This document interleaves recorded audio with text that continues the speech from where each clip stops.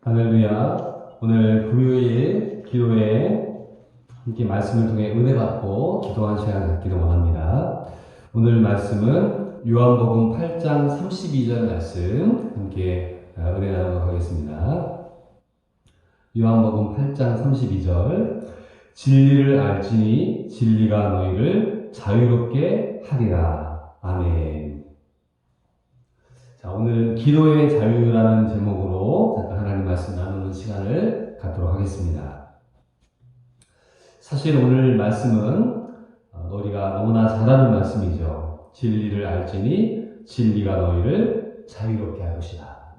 진리라는 것이 여러 가지가 있겠지만은 제일 근본적으로 봤을 때 하나님 말씀을 우리가 진리로 알고 있고 또 예수님 자신이 내가 더 길이요 진리요 생명이다 라고 말씀하셨기 때문에 우리가 예수님을 알 때 예수님이 주시는 참된 자유를 누린다는 것을 우리는 알고 있습니다.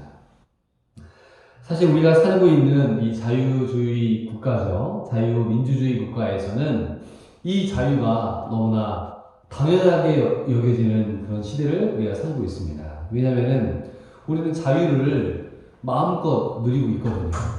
그러나 역사를 좀 돌아보면은 진정한 자유를 얻은 것이 그렇게 오래되지 않았다는 것을 우리가 알게 됩니다. 먼저 우리나라의 역사를 보면은 왕들이 나라를 이끌었던 시대가 있었습니다. 왕과 또 귀족들, 평민들, 노예들이 있었죠. 그 노예들은 자유가 없었습니다. 그래서 어떤 사람들은 자유를 누렸지만은 온 국민이 다 자유를 누리지 못했습니다. 또 우리나라 위에 있는 북한이라는 나라도 자유가 없죠. 언론의 자유, 집회의 자유, 이런 자유들이 없습니다. 자, 우리나라는 이 자유를 너무나 쉽게 받아들이지 않는가 생각하게 됩니다. 오늘 예수님께서 말씀하신 이 자유에 대한 개념을 우리가 생각할 때 자유를 얻기 위해 과연 어떻게 해야 됐을까? 우리나라는 6.25가 일어나서 엄청난 전쟁을 치렀던 적이 있었습니다. 왜 전쟁이 일어났습니까? 자유를 얻기 위해 전쟁을 하게 된 것입니다. 우리나라가 6.25 전쟁을 맞이하게 되었을 때 21개의 유엔국들이 6.25 전쟁에 참전하게 되었습니다. 전쟁에 참전할 때는 명분이라는 게 있어야 돼요. 왜 그 전쟁에 가야 되느냐. 그때 16개국 196만 명의 젊은이들이 이 나라에 와서 싸웠던 이유는 대한민국의 자유와 평화를 수호하기 위해 왔습니다. 그러니까 자유를 얻기 위해서는 엄청난 피와 희생이 있었다는 것을 우리가 알아야 되는 것입니다. 자유를 마음껏 누리는 사람은 그 자유의 가치를 잘 알지 못해요. 왜냐하면 자유를 누리고 있으니까. 그러나 감옥에 있는 사람, 그 자유가 얼마나 소중하다는 것을 느끼지 않겠습니까? 미국에서도 이 독립전쟁이 일어나게 됐었는데요. 그때 사람들이 외쳤습니다. 자유가 아니면 죽음을 달라. 그러니까 자유는 죽음과 맞바꿀 만한 가치가 있는 그런 개념이라는 것이죠. 그래서 미국의 유명한 여신상이 있잖아요. 무슨 상입니까? 자유의 여신상. 그 자유를 얻기 위해 얼마나 많은 사람들이 목숨을 걸고 싸웠기 때문에 그런가. 그런데 이 자유라는 것이 생소한 개념이지만은 이 자유에 대한 얘기가 나옵니다. 그건 뭐냐면은 하나님께서 모세를 부르시죠. 모세를 부르셔서 모세에게 사명을 주세요. 자, 모세야. 이제 호렙산 시내산에서 모세를 불러가지고 너 지금 애굽에 가서 내 백성들을 데리고 나와라. 그들에게 자유를 주고 해방케 하라는 사명을 줍니다. 그때 모세가 저는 말을 잘 못합니다. 못하겠습니다. 안 됩니다. 못 갑니다. 하고 이야기를 했죠. 아론을 보내주겠다. 그러면은 만약에 하나님께서 내 백성을 데리고 오라고 했다고 하는데 그 사람들이 당신의 이름이 무엇입니까? 라고 물어보면은 뭐라고 대답합니까? 라고 묻습니다. 그때 하나님께서 말씀하시기를 나는 스스로 있는 자다 라고 말씀하세요. 나는 스스로 있는 자다. 자, 스스로 있는 자라는 것을 한문으로 보면은 스스로 자자, 있을 유, 자유. 즉 하나님의 이름이 자유라는 것이에요. 하나님의 이름이 자유. 그래서 그 하나님께서 우리에게 자유를 주시기 위해 이 출애굽의 사명을 주셨다는 것입니다. 사랑하는 성도 여러분, 우리가 이 자유라는 것이 얼마나 소중한 것인지를 우리는 알고 있어야 됩니다. 그럼 예수님께서 우리를 자유케 하신다고 하셨는데 도대체 무엇으로부터 우리를 자유케 하신다는 것입니까? 그것은 죄로부터의 자유를 우리에게 말씀하고 있는 것입니다. 사실 이 죄라는 것은 우리를 묶고 있는 것이죠. 그래서 하나님께로 가고 싶은데 이 죄의 법이, 이 사망의 법이 우리를 붙잡고 있는 거예요. 그래서 자유롭게 살지 못합니다. 이 세상에 있는 사람들 가운데 하나님을 알지 못하는 사람들은 자유롭지 못합니다. 때로는 미신에 붙잡혀 있고 전통에 묶여 있습니다. 또 세상의 가치관에 묶여 있습니다. 그러나 예수님께서는 우리에게 자유를 주셨다라고 말씀하고 계세요. 자, 하나님께서 인간을 만드셨죠. 자, 인간을 흙으로 만드시고 코에다가 생기를 불어넣으셔서 살아 움직이는 생명체가 되게 하셨단 말이에요. C.S. 루이스라는 학자는 말하기를 하나님께서 인간을 만드실 때 가장 고민했던 부분이 무엇이었을까? 그것은 바로 인간에게 주시는 능력인 것입니다. 어떤 능력일까요? 바로 자유하는 능력을 하나님이 주셨다는 것입니다. 그러면 그 자유의 능력은 무엇입니까? 하나님을 믿지 않을 수도 있고 하나님을 따르지 않을 수도 있고 하나님께 불순종할 수도 있는 그 자유를 하나님이 주셨다는 거예요. 그 자유를 우리가 뭐라고 얘기합니까? 자유의지를 하죠. 인간에게는 자유의지가 있다. 그러니까 하나님께서 인간에게 주신 엄청난 선물 중에 하나가 바로 이 자유라는 것을 우리가 알고 있어야 됩니다. 자, 예수님께서 40일 동안 금식 기도하신 다음에 이제 말씀을 전하러 오셨습니다. 자, 거기 보면은 예수님께서 사람들에게 말씀을 선포하세요. 성령이 내게 임하셨으니 이는 가난한 자에게 복음을 전하게 하시려고 내게 기름을 부으시고 나를 보내사 포로된 자에게 자유를, 눈먼 자에게 다시 보게 함을 전파하며 눌린 자를 자유롭게 하기 위함이다. 예수님이 이 사역의 선포식을 하시거든요. 이 사역의 선포식에 자유라는 단어가 이렇게 2번이나 나옵니다. 그래서 포로된 자, 죄에 포로되어 있는 자에게 자유를 주시기 위해서 예수님이 십자가에 못 박혀 죽으셨고, 또 눌린 자, 억압되어져 있는 자에게 이 자유를 주시기 위해서 우리에게 오셨다는 것입니다. 자, 이 자유라는 것은 너무나 귀한 선물이라는 것이죠. 자, 우리에게 주어진 이 자유를 우리가 누리고 살고 있는데, 근데 이 자유가 조금 잘못하면은 방종으로 갈 수가 있어요. 예. 하나님 우리에게 자유를 주셨는데, 기도할 수 있는 자유를 주셨고, 기도하지 않을 수 있는 자유도 주셨다는 거예요. 그래서 늘 우리가 하나님께 기도하고 찬송할 수도 있지만, 찬송하지 않고 기도하지도 않을 수도 있다는 것입니다. 사실 우리나라 역사 가운데 이 자유를 누리고 살아왔던 게 불과 30년도 채 되지 않다는 것을 우리가 알고 있어야 됩니다. 우리나라의 건국이 1948년도잖아요. 그 48년도에 건국을 해서 정말 자유를 만들어가고 있을 때 6.25가 터졌습니다. 그 3년 동안 엄청난 전쟁을 치르게 되었고, 그 이후에 산업의 발전기, 또 민주화 이런 운동들을 겪어가면서 엄청난 이 어려움들을 우리가 겪게 되었습니다. 전 세계에 있는 학자들이 모여가지고 이제 이 전 세계 경제를 논하게 될 때 과연 아시아가 이 세계의 중심 무대로 갈 수 있겠는가라는 질문을 던졌다고 합니다. 그래서 미국, 뭐 독일, 영국, 프랑스 여러 나라의 이 학자들이 모여서 과연 아시아에서 경제가 발전할 수 있을 것인가. 근데 그 얘기를 부정적으로 얘기를 합니다. 왜냐? 아시아에는 자유가 없기 때문에 그렇다. 자유라는 것은 무엇입니까? 창의력이잖아요. 마음대로 생각하고 마음대로 도전하고 마음대로 할 수 있는 그 자유가 여러 가지 유교적인 분위기 또 여러 가지 전통적인 제약이 많기 때문에 아마 아시아는 발전하지 못할 것이다 라고 이야기를 했습니다. 그러나 오늘날 우리 대한민국은 얼마나 부유한 나라가 됐습니까? 그 이유가 어디 있습니까? 우리에게 자유가 있기 때문에 그러한 것입니다. 그래서 그 자유는 창의력으로 연결이 되고 창의력을 가지고서 우리가 새로운 물건들을 만들어내고 새로운 역사를 만들어내는 것입니다.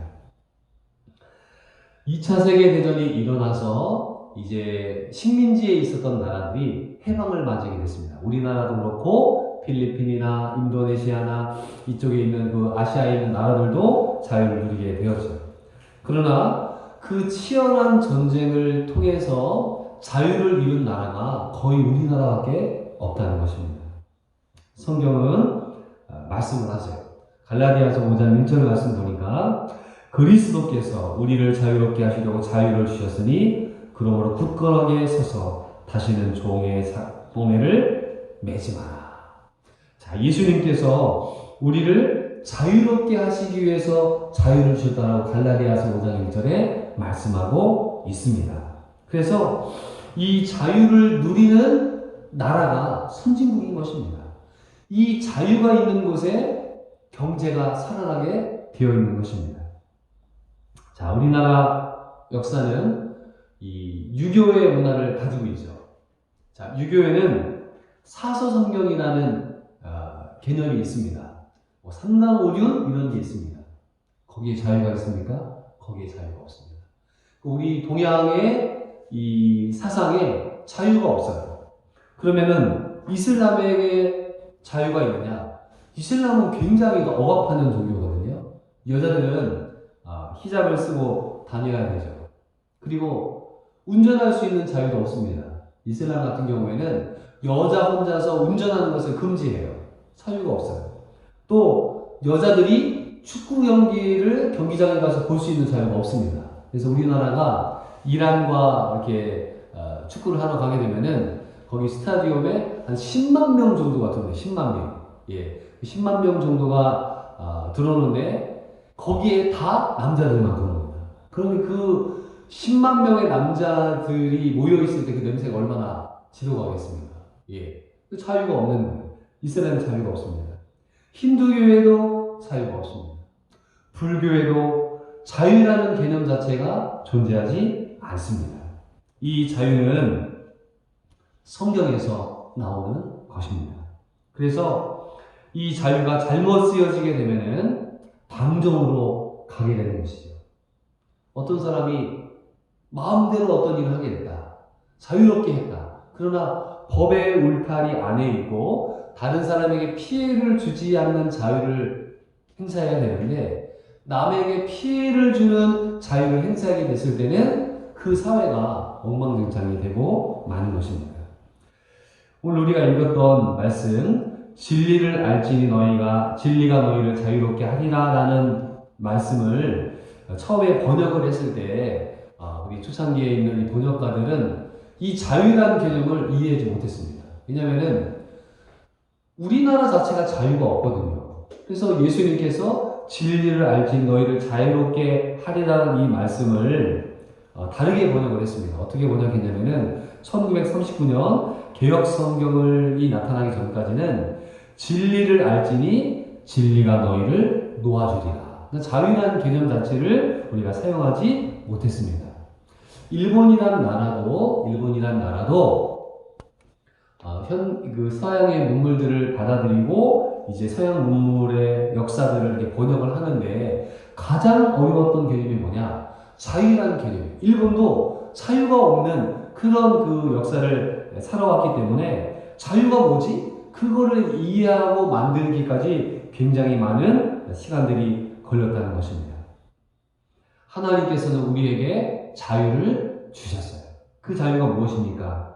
악에게 지지 말고 선으로 악을 이기라는 자유를 우리에게 주셨습니다. 우리에게 원수를 미워하라는 말씀 율법이 주어졌지만은 우리에게는 원수를 사랑하고 그를 위해 기도할 수 있는 자유도 하나님 허락해 주셨다는 것입니다. 예수님께서 우리에게 주신 이 자유를 우리가 누리기 위해서 우리는 과연 어떻게 살아가야 되겠습니까? 그것은 바로 육체의 것을 도모하지 말라는 것입니다. 인간은 육체를 가지고 있어요. 그 육체는 충동이라는 에너지를 가지고 있습니다. 이 충동이 지배하는 사람은 자유를 함부로 사용하는 사람이에요. 그러면은 그 사회는 망가질 수밖에 없는 것입니다. 그래서 우리에게 자유를 주셨지만 역설적인 자유를 주셨어요. 그것은 무엇이냐? 우리에게 종될 수 있는 자유를 주셨다는 것입니다. 이해가 안 가죠? 너에게 자유를 주셨는데 너희가 스스로 종 노릇하라. 자유를 누리기 위해서는 서로가 서로의 종이 됐을 때 진정한 자유를 누릴 수가 있다는 것입니다. 예수님께서 종의 형체를 가지고 이 땅에 오셨죠. 예수님께서 십자가에 못 박혀 죽으심으로 말미암아 예수님의 종 되심을 선포하셨습니다. 예수님이 십자가 지시기 전에 제자들의 발을 닦으심으로 예수님이 스스로 종이신 것을 선포하셨습니다. 그래서 예수님의 삶은 우리에게 자유를 주기 위해서 스스로 종이 되셨다는 것이에요. 우리가 하나님이 주시는 자유를 누리기 위해서는 내가 스스로 주님의 종이 되는 이 역설적인 자유를 누려야 되는 것입니다. 이 자유는 책임이 따르는 것이에요. 그래서 우리가 군대를 우리 남자들이 가죠. 우리 아들들이 군대를 갑니다. 억지로 군대를 갈 수도 있습니다. 그러나 군대를 간 이상 그 기간을 내가 국가의 종된 개념으로 가서 거기에서 헌신과 충성을 배운다면은 진정한 자유가 무엇인지 깨달을 수 있을 것입니다. 그래서 매여 있지만 매여 있지 않는 진정한 자유를 누릴 수가 있는 것입니다. 우리는 신앙생활을 하는데요. 이 신앙생활이 억지로 하는 경우들이 있어요. 그 무엇입니까? 누군가에 의해서 기도를 하고 누군가에 의해서 성경을 읽고 누군가에 의해서 예배를 드리는 것들이 있습니다. 이거는 자유로운 신앙생활이 아니에요. 그 신앙생활은 잘못되어져 있습니다. 물론 어렵지만은 우리 스스로가 하나님 앞에 나의 삶을 드리는 믿음의 삶을 살아가야 되는 것입니다. 신앙이라는 것은 늘 현재 진행형이어야 합니다. 과거는 과거의 뿐입니다. 과거에 내가 신앙이 참 좋았다. 그것이 오늘의 나의 신앙을 이끌어줄 수 없다는 것입니다. 그래서 어제 먹은 음식이 어제를 위해 쓰임 받듯이 오늘 먹은 음식으로 오늘을 살아가야 됩니다. 영적인 원리도 마찬가지예요. 그래서 과거의 은혜 받은 것은 과거의 은혜로 끝을 내고 오늘 받을 은혜를 우리가 사모하며 나아가야 되겠습니다. 그러면은 오늘 받을 은혜를 위해 어떻게 살아갈 수 있을까? 우리는 영적인 씨름을 해야 됩니다. 그 영적인 씨름에는 크게 두 가지가 있어요. 첫째는 성경과의 씨름입니다. 성경 속에는 쉬운 내용이 있어요. 또 어려운 내용도 있습니다. 그러면은 쉬운 내용의 책을 보게 될 때 믿음이 그렇게 많이 자라지 않습니다. 때로는 어려운 본문들이 나옵니다. 예를 들어서 레위기라든가 또 역사서 가운데 보면은 에스겔이라든가 또 예레미야라든가 이사야라든가 굉장히 어려운 말씀들이 있습니다. 그런데 그 말씀 속에 들어가서 고민하고 묵상하다 보면은 굉장히 깊은 하나님의 은혜를 누릴 수가 있는 것이에요. 그래서 하나님 우리에게 성경 속에 있는 보화를 찾을 수 있는 성경과의 씨름이 우리에게 있기를 원합니다. 그래서 성경을 많이 읽어보고 또 그 가운데 질문을 던지는 훈련들을 해야 됩니다. 두 번째는 기도와의 씨름이 있습니다. 우리가 자유하는 기도를 드리지만 이 기도에는 내 스스로의 자유를 결박시키는 기도도 있다는 것입니다. 목사인 저도 기도를 할 때 어떨 때는 너무너무 기도가 안 될 때가 있어요. 기도가 안 나옵니다. 1분이 1시간처럼 느껴질 때가 있습니다. 답답한 기도죠.